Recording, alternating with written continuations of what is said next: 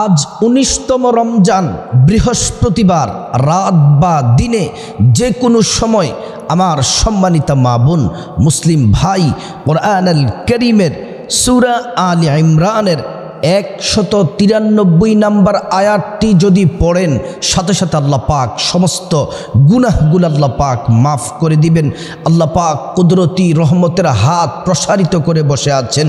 যে বান্দা ক্ষমা চাইবে সে বান্দাকে ক্ষমা করে দিবে, যে নারী ক্ষমা চাইবে সে নারীকে ক্ষমা করে দিবে, যে পুরুষ ক্ষমা চাইবে আল্লাহ পাক সে পুরুষকে ক্ষমা করে দিবে। সম্মানিতা মা বোন, রমজান মাস আজকে ১৯তম রমজান বৃহস্পতিবার দিন, অত্যন্ত দামি দিন। আল্লাহর নবী সাল্লাল্লাহু আলাইহি ওয়াসাল্লাম বলেন, আমার সাহাবীরা উম্মতেরা শোনো, প্রত্যেক বৃহস্পতিবার দিন দুনিয়ায় দায়িত্বরত যত ফেরেশতা আছে ফেরেশতারা আল্লাহর কাছে বান্দার আমলনামা পেশ করেন। আমাদের আমলনামা বৃহস্পতিবার আল্লাহর কাছে পেশ করেন।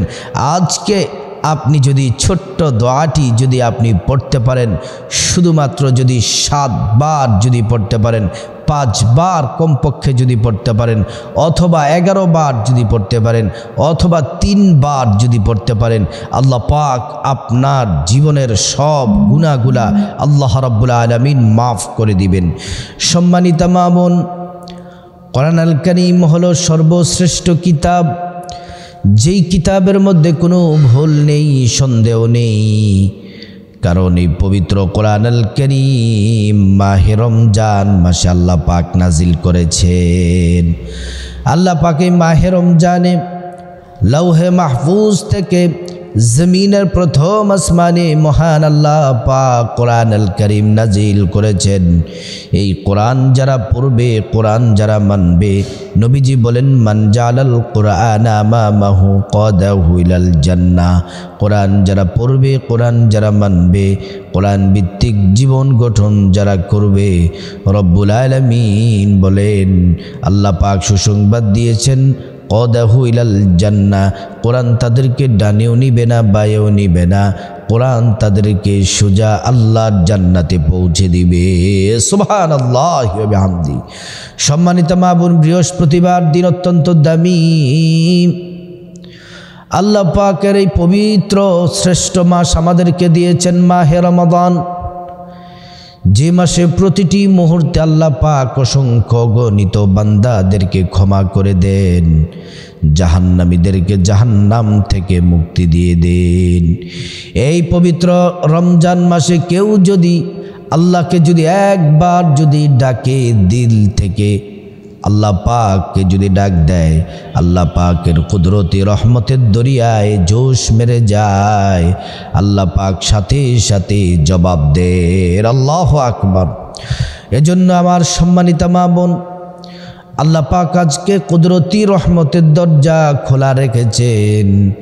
আজকের দিনে বৃহস্পতিবার ১৯তম রমজানে আল্লাহর কাছে আপনি যা চাইবেন আল্লাহ পাক তাই দিবেন। বিশ্বাস করুন মুসলমান ও ইমানদার নরনারী আমার মা বোন, আল্লাহ রাব্বুল আলামিন আজকের এই চমৎকার দিনে বৃহস্পতিবার রাত দিনে আল্লাহ পাক বান্দাদেরকে ডাকেন, ডেকে ডেকে বলেন, বান্দা কে আছো ক্ষমা প্রার্থী? কার গুনাহ আছে, অন্যায় করেছো, অপরাধ করেছো, যত বড় গুনাহ করেছো আল্লাহর কাছে ক্ষমা চাও, আল্লাহ রাব্বুল আলামিন ক্ষমা করে দিবেন। সম্মানিতা মা বোন, আল্লাহর রাসূল বলেন, যারা রমজান মাস পাইল, রমজান মাস পাওয়ার পরেও তাদের জীবনের গুনাহগুলা মাফ করাতে পারল না, তাদের জীবনের গুনাহগুলা মাফ করাতে পারল না, আল্লাহর নবী বললেন তারা ধ্বংস হয়ে যাক, হালাক হয়ে যাক। আল্লাহ পাক কেমন করে ক্ষমা করেন একটি ছোট্ট মিসাল দৃষ্টান্ত দিয়ে তারপরে আপনাদেরকে দোয়াটি বলে দিব। সূরা আলে ইমরানের ১৯৩ আয়াতটি ভেঙ্গে ভেঙ্গে বলে দিব, যদি পড়তে পারেন জীবনের গুনাহগুলা মাফ করে দিবেন। আল্লাহর এক বান্দা ছিল খুবই পাপী, শুধু খালি ঈমান ছিল, আল্লাহর প্রতি বিশ্বাস এনেছে, কিন্তু তার জিন্দেগিতে নামাজ নাই, সত্য নাই, তার জিন্দগিতে আমল বলতে কিছুই নাই, শুধু আছে গুনাহ আর গুনাহ, পাপ, শুধু পাপ আর পাপ, গুনাহ দ্বারা পুরা গুনাহের খাতা ভরপুর হয়ে গেছে। আর নেকির খাতাটা শুধু খালি আর খালি, কিছুই নেই, পৃষ্ঠা উল্টালেই শুধু খালি আর খালি। সম্মানিতা মা বোন, ভালো করে শুনুন, ওই লোকটি যখন এমন করে পাপ করতে করতে করতে করতে যখন মৃত্যুর শয্যায় যখন শুয়ে গেছেন, মৃত্যুর সময় সন্তানদেরকে ডেকে ডেকে বলেন, সন্তান, তোমাদেরকে অনেক কষ্ট করে লালন পালন করেছি, তুমি যা খাইতে চাও তোমাদেরকে তা খাওয়াইছি, তোমরা যা পড়তে চেয়েছো আমি তা পড়াইছি, তোমাদের জন্য কতই কি করলাম, তোমাদের সুখের জন্য আমি পাপ কাজ করতেও দ্বিধা করি নাই।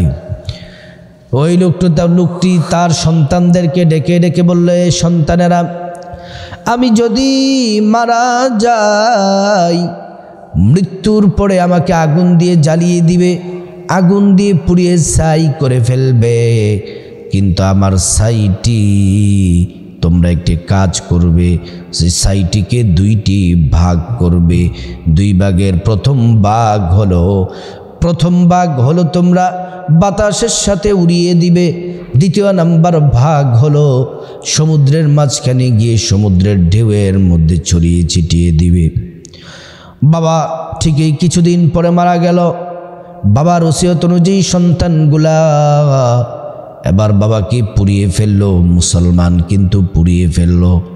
তারপর ছাইগুলাকে দুইটি ভাগ করা হলো, প্রথম ভাগ ছাই বাতাসের সাথে উড়িয়ে দিয়েছেন, আর দ্বিতীয় প্রকারের যে ভাগ ছিল সেটিকে সমুদ্রের মাঝখানে গিয়ে সমুদ্রের ঢেউয়ের মাঝে ছড়িয়ে ছিটিয়ে দিয়েছেন। এবার আল্লাহ রাব্বুল আলামিন বললেন, এ ফেরেশতারা, আমার এই বান্দার সব ছাইগুলাকে একত্রিত করো। সমুদ্রকে বললেন, ছাইগুলাকে একত্রিত করো। বাতাসকে বললেন, ছাইগুলাকে একত্রিত করো।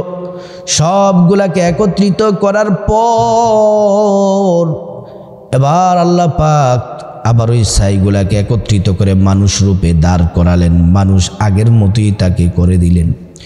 আল্লাহ পাক বলেন, রে বান্দা, তুমি কেন তোমার নিজেকে পুড়িয়ে ফেলতে বলেছ, আবার ছাইগুলা বাতাসে উড়িয়ে দিতে বলেছ, আবার ছাইগুলাকে সমুদ্রের মাঝে ছিটিয়ে দিতে বলেছ, কেন, কারণ কি? ওই লোকটি চোখের পানি ছেড়ে দিয়ে বলেন, আল্লাহ মালিক রব্বুল আলামিন, ইয়া আরহামার রাহিমিন, রব্বুল আলামিন, আমি তো পাপী তাপী বান্দা, আমার চেয়ে গুনাহগার আর পৃথিবীতে কেউ নাই। আমি সব থেকে বড় গুনাহগার, সব থেকে বড় পাপী। আমি কি চেহারা নিয়ে আপনার সামনে দাঁড়াবো, কিভাবে আমি আপনার সামনে দাঁড়াবো? আমার আমল নামায় তো কিছুই নাই, কিছুই নাই।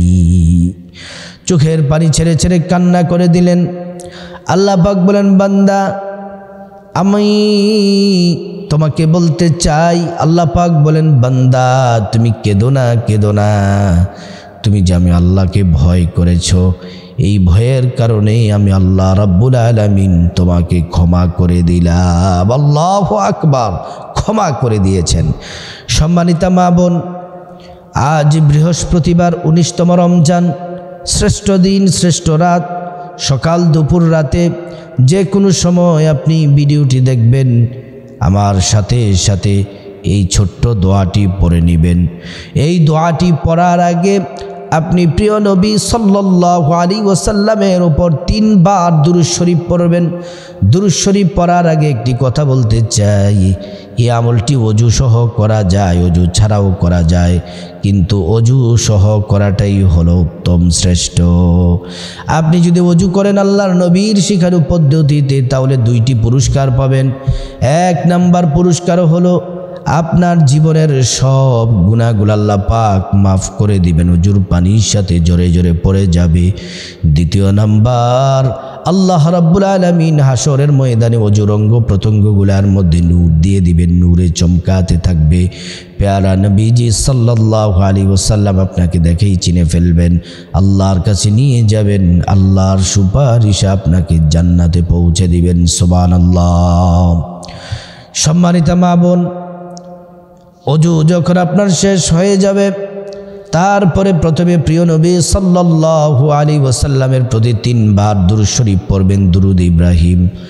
আল্লাহুম্মা সাল্লি আলা মুহাম্মাদিন ওয়া আলা আলি মুহাম্মাদ কামা সাল্লাইতা আলা ইব্রাহিম ওয়া আলা আলি ইব্রাহিম ইন্নাকা হামিদুম মাজিদ।